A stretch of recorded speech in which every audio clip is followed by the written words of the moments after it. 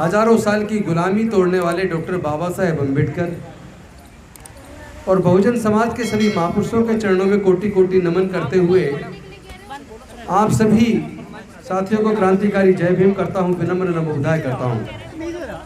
आदरणीय भिक्षु संघ, सभी उपासक एवं उपासिकाओं, सबसे पहले तो मैं आप सभी को आज इस पावन अवसर पर अशोक विजयदशमी पर शुभकामनाएं देता हूं। सबका मंगल हो, सबका कल्याण हो, सबको कल्याण का मार्ग मिले, सभी प्राणी खुशी रहें। आज के दिन बहुत ही ऐतिहासिक दिन है। आज के दिन जब सम्राट अशोक ने कलिंग पर विजय प्राप्त की और विजय प्राप्त करने के बाद उनको लगा कि मैंने दुनिया जीत ली, मैंने जग जीत लिया। चारों तरफ लाशें ही लाशें थी, खून ही खून था और सम्राट अशोक यह सोचकर प्रफुल्लित थे कि मैंने कलिंग को जीत लिया, मैंने दुनिया को जीत लिया। लेकिन ये भिक्षु ने सम्राट अशोक से पूछा, क्या तुमने अपने अंदर पल रहे राग, द्वेष, लोभ, मोह और अहंकार को जीत लिया? सम्राट अशोक चुप हो गए। फिर बंते जी ने कहा कि क्या ये जो चारों तरफ लाशें ही लाशें हैं, क्या तुम इनमें से किसी एक को भी जिंदा कर सकते हो? यह सुनने के बाद सम्राट अशोक बेहद चिंतित हो गए और उन्होंने वो बुद्ध के शरण में आ गए, बौद्ध धर्म की दीक्षा ली। आज ही के दिन शस्त्र अस्त्र त्याग कर बौद्ध धर्म की दीक्षा लेकर और यहाँ से उन्होंने पूरी दुनिया को शांति और मानवता का संदेश देने का काम शुरू किया। यहाँ तक कि अपनी पत्नी, वो अपनी बेटी और बेटे को भी विदेशों में बौद्ध धर्म के प्रचार प्रसार के लिए भेजा। आज का दिन हम सब के लिए, सभी मानवतावादी लोगों के लिए, जो लोग जातिवाद, छुआछूत से दूर मानवता को तवज्जो देने वाले लोग हैं, उनके लिए बहुत महत्वपूर्ण है। क्योंकि आज ही के दिन डॉक्टर बाबा साहेब अम्बेडकर जी ने अपने लाखों अनुयायियों के साथ नागपुर की दीक्षा भूमि में बौद्ध धर्म की दीक्षा ली। तो पहले तो मैं आप सभी को अशोक विजयदशमी की बहुत बहुत शुभकामनाएं देता हूँ, मंगल कामनाएं देता हूँ। लेकिन अब इससे आगे बढ़ने की ज़रूरत है। केवल रस्म अदायगी से काम चलने वाला नहीं है। अभी आपने देखा है 22 प्रतिज्ञाएं दोहराई, मैंने नहीं दोहराई, इसलिए नहीं दोहराई, मैं दीक्षा ले चुका हूँ। मैं 22 प्रतिज्ञाओं को अपने जीवन में आचरण में उतार चुका हूँ और एक बार अगर उतार ली तो मुझे बार बार उसको दोहराने की ज़रूरत नहीं है। लेकिन जो लोग बार बार दोहराते हैं, मेरा उनसे निवेदन है कि आप तथागत बुद्ध के धम्म को अपने आचरण में लाएं, 22 प्रतिज्ञाओं को अपने आचरण में लाएं और पूरे दुनिया में शांति और मानवता के लिए काम करें। चूँकि नफरत से कभी दुनिया आगे नहीं बढ़ सकती, प्यार से दुनिया आगे बढ़ सकती है। आज पूरे दुनिया में नफरत किस कदर हावी है।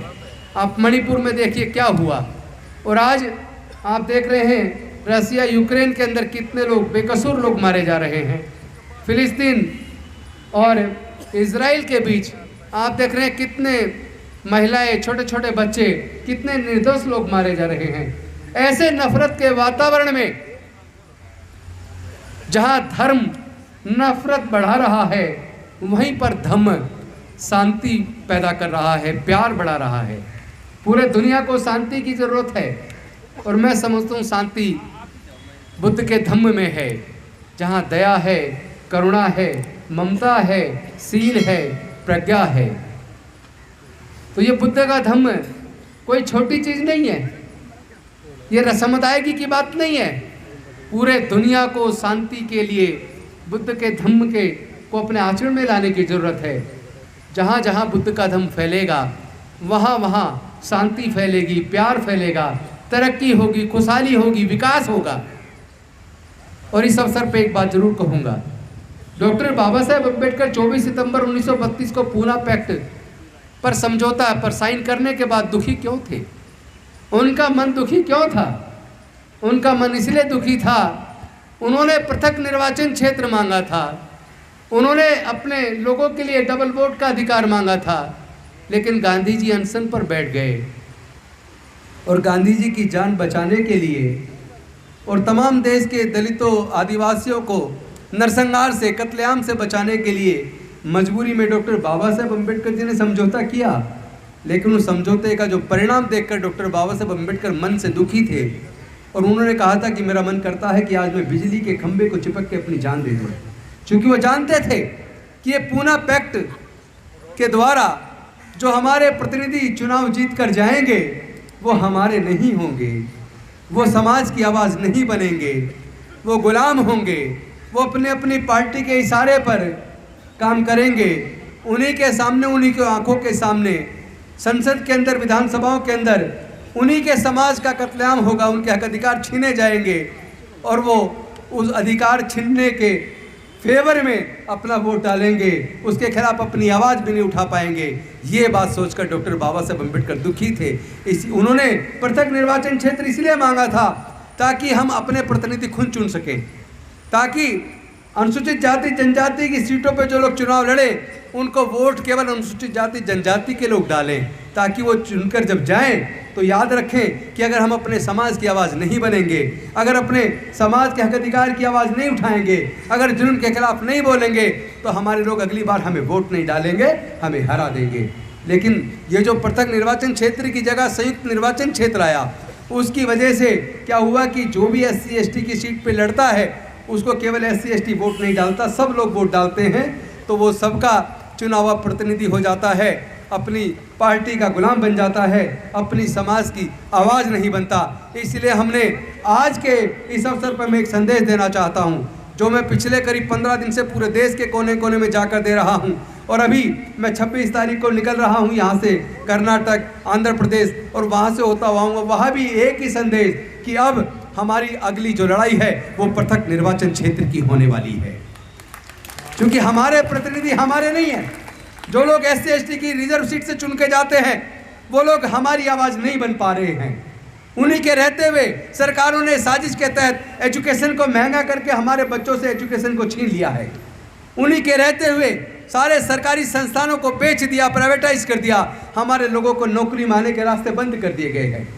उन्हीं के रहते हुए उन्होंने ठेकेदारी प्रथा ला के हमारे 4th क्लास के एम्प्लॉयमेंट तक को बंद कर दिया, ठेके पे दे दिया।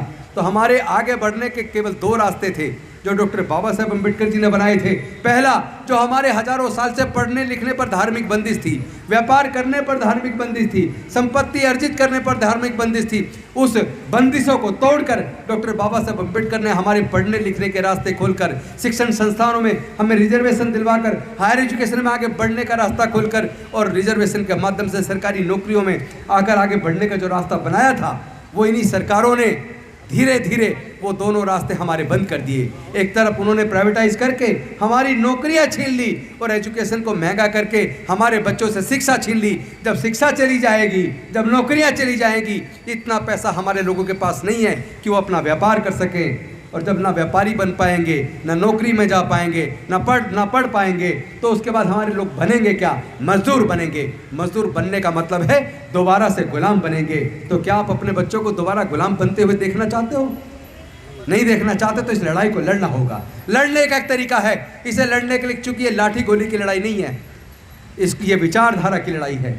एक तरफ अम्बेडकरवाद है जो न्याय पे चलता है, समता पर चलता है, बराबरी पर चलता है, जिसमें अंधविश्वास पाखंडवाद के लिए कोई जगह नहीं है, जिसमें कोई छोटा नहीं है, कोई बड़ा नहीं है, किसी के साथ स्त्री पुरुष के रूप में या जाति के रूप में कोई भेदभाव नहीं है।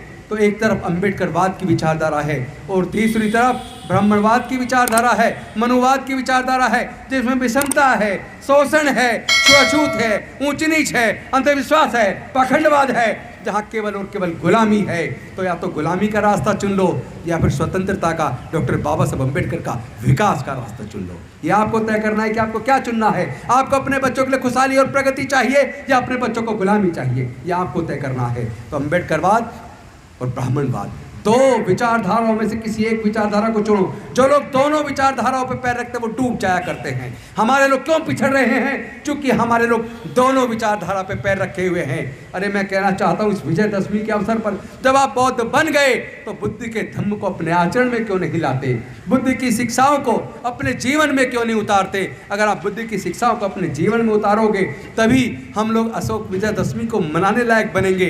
अदरवाइज अशोक विजयदशमी तो मना रहे, हर साल दीक्षा का आयोजन करते हैं, लेकिन अपने आचरण में बुद्ध के धम्म को, बुद्ध की विचारधारा को नहीं लाते, इसीलिए हम पिछड़ रहे हैं। लेकिन पिछले लगभग ये जो 2 साल का 1 साल का जो पीरियड गुजरा है, अभी 1 ही साल हुआ है, इसी अंबेडकर भवन में आप सब लोगों की उपस्थिति में यहीं से दीक्षा का आयोजन हुआ। तब से पूरे दुनिया के अंदर 22 प्रतिज्ञाएं प्रचारित हो गई। तब से पूरे दुनिया में लगातार धम्म दीक्षा के समारोह हो रहे हैं और मुझे खुशी है आप सबको बताते हुए तब से आज तक 1 साल के अंदर 6.5 लाख लोग बुद्ध के धम्म की दीक्षा ले चुके हैं।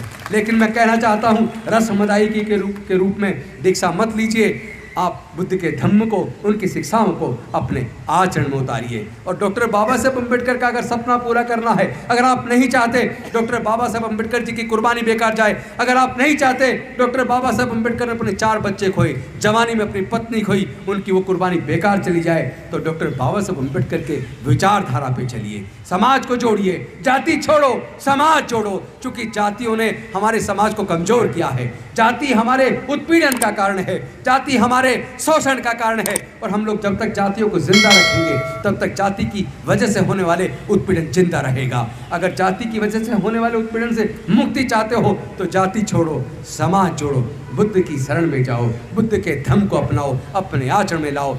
तभी मैं समझता हूँ हमारा देश, हमारे लोग पूरी तरह आज़ाद होंगे, तभी दुनिया इस विषमता से मुक्त होगी, तभी दुनिया तरक्की के मार्ग पर डॉक्टर बाबा साहेब अम्बेडकर की विचारधारा पर चलकर आगे बढ़ेगी। इन्हीं शब्दों के साथ मैं अपनी वाणी को विराम देता हूँ। बहुत बहुत धन्यवाद। नमो बुद्धाय। जय भीम, जय भारत।